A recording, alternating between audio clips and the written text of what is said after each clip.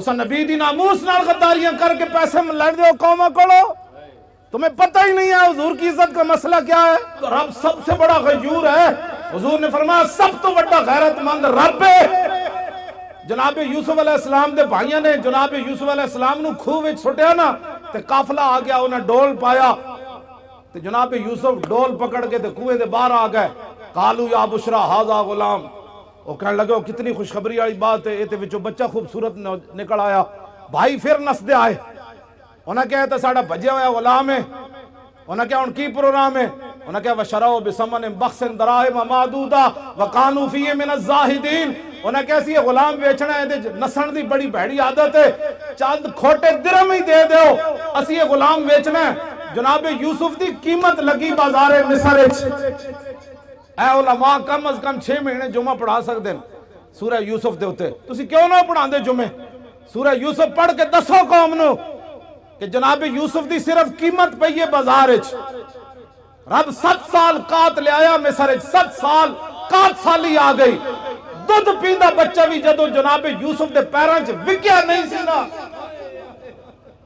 دودھ پیندا بچہ بھی جدو ماں پیو ویچ کے نہیں سننا گئے، اس وقت تا رب قات نہیں ہٹایا. رب اپنے نبیوں دی عزت دے بارے اتنا غیور ہے، وہ تو جناب یوسف ہے.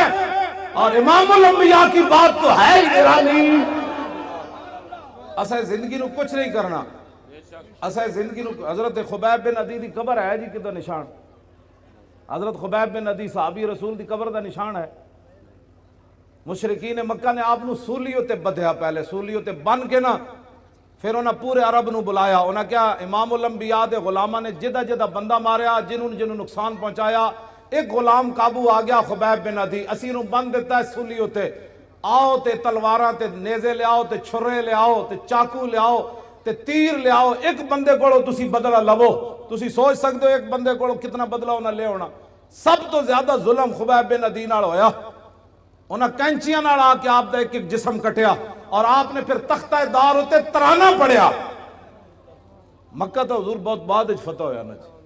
آمنو جتھے مقام تنعیم ہے نا مسجد عائشہ، اس مقام ہوتے آپ نے تختہ دار جدو آپ دا جسم کٹ رہے سن نا اور دوروں ہٹ کے نشانہ بن رہے سن. لو تو نہیں سی نا، خبیب بن عدی دا جسم تا انسان والا ہی سی نا.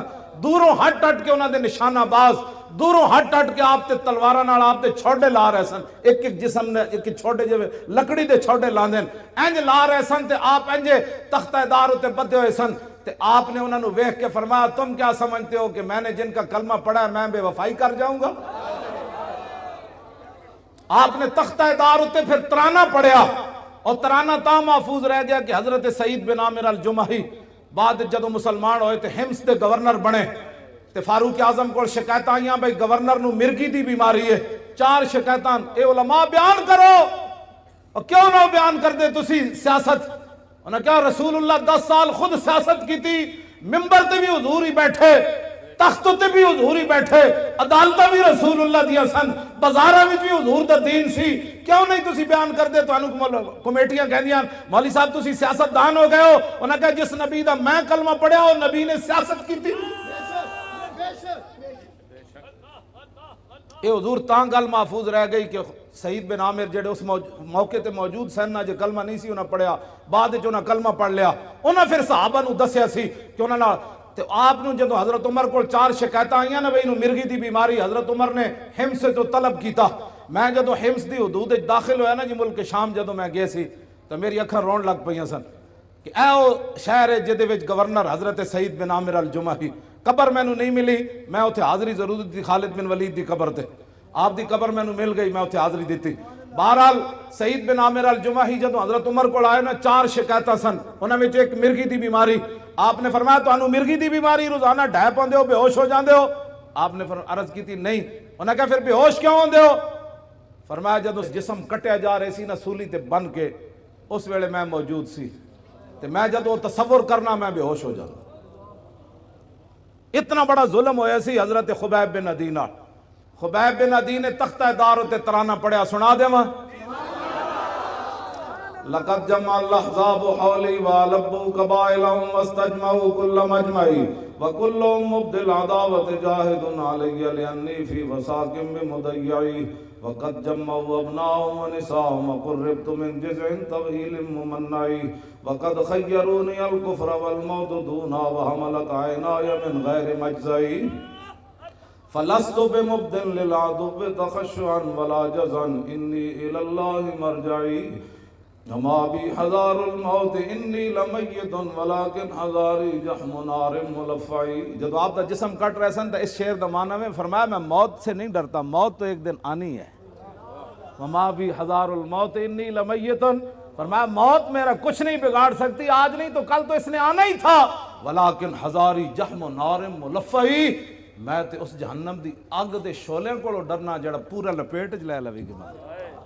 ہاں فرمایا موت سے میں نہیں ڈرتا، میں تو اس آگ سے ڈرتا ہوں کہ حضور سے بے وفائی ہو گئی تو پھر کیا ہوگا.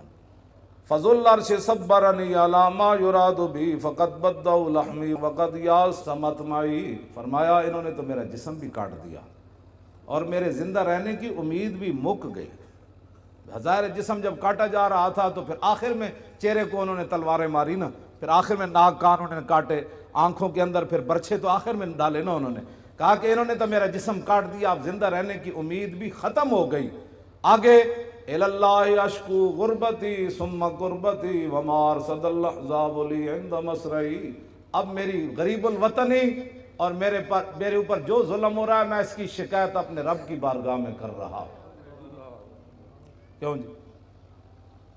آخر تو پھر کی فرمایا جدوں نہ جسم اپنوں ایتھے مارن لگ دے تو پھر زبان کٹنے دے قریب آئے نا، جدوں آپ دی زبان پھر انہیں کٹنے کا بار کٹ کے زبان کٹن لگے، اس ویلے پھر آپ نے فرمایا فَلَسْتُ بَالِي حِينَ اُقْتَلُ مُسْلِمًا عَلَىٰ جَنْبٍ كَانَ لِلَّهِ مَسْرَعِي وَذَلِكَ فِي ذَاتِ الْإِلَٰهِ وَإِن يَشَاء يُبَارِكْ عَلَىٰ أَوْصَالِ شِلْوٍ مُمَزَّعِي.